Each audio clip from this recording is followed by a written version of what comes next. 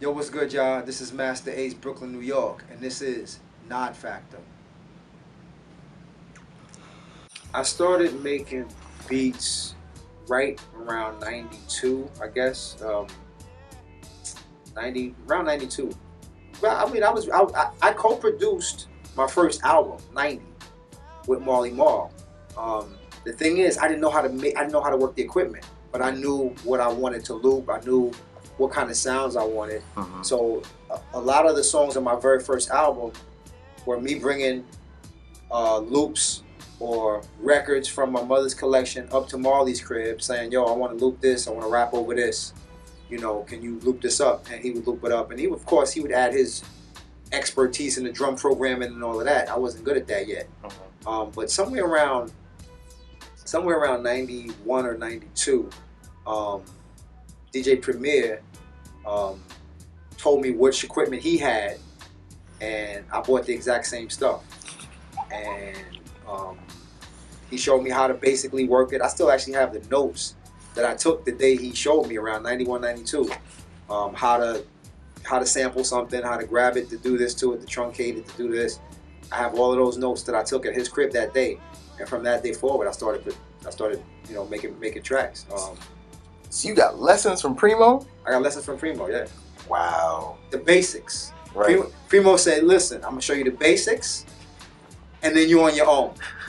Don't ask me about records or what parts to sample. That's all up to your creativity." I was like, "I'm with you 100%."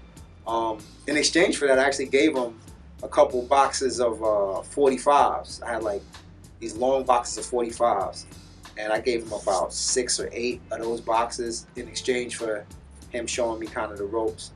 And I wonder to this day if any of those 45s were ever like used for anything significant that we know of as far as DJ Premier production. No, I haven't made a beat, man. It's been a minute, probably 2000 and early 2000s. One of the joints on my Long Hot Summer album, a joint called Revelations. That's probably the last song that I produced that came out on a record of mine. And I did one record on that album. I did one record on Disposable Arts, but a good majority of Sitting on Chrome I produced. People aren't aware of. They're aware of these songs, but they're not aware that I produced them. I produced INC Rod, I produced Sitting on Chrome, I produced Born to Roll, and a good portion of that album I did. I didn't want people to know that Master Ace was producing the records, so I came up with a new person, a new producer name, Ace One. So ASEONE, which was my graffiti name. The version that everybody knows is really the remix. People don't realize that the original version of that song was actually produced by this dude named Louis Fat Cat, and Louis' version was like it was almost like Dilla-ish. He had like Rhodes vibe, like it was just vibey and dope ass drums. It was just way underground, but in a good way. But the label was like, "This is a dope record, but this ain't really gonna pull in the crowd that we're trying to pull in." So I went in the studio and put together a couple of pieces. I grabbed the same loop that Dr. Dre used with him and Snoop. 1, 2, 3 into the 4. That G thing. Thank you, G thing. I took a little piece of that record for the drums, a couple other elements, and then I grabbed that Isley and kind of put them all together, and it just worked. I added some live sounds to it.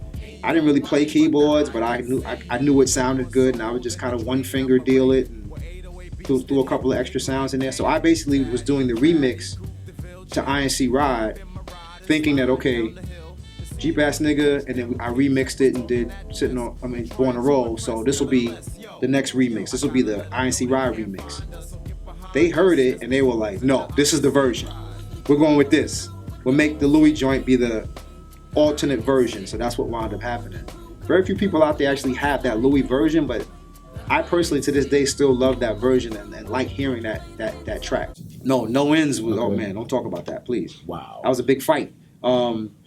So the president of Delicious Vinyl, Mike Ross, he always kind of fancied himself somewhat of a producer because like he always felt like he kind of knows what people like, and so he on his own goes and gets my acapella and runs to the studio and just creates. Doesn't ask me. I don't like people touching my music without asking me. He went in and created this version of INC Rod off of the Loose Ends record and put that on the single. I didn't even know it was on the single until I'm like, what is this?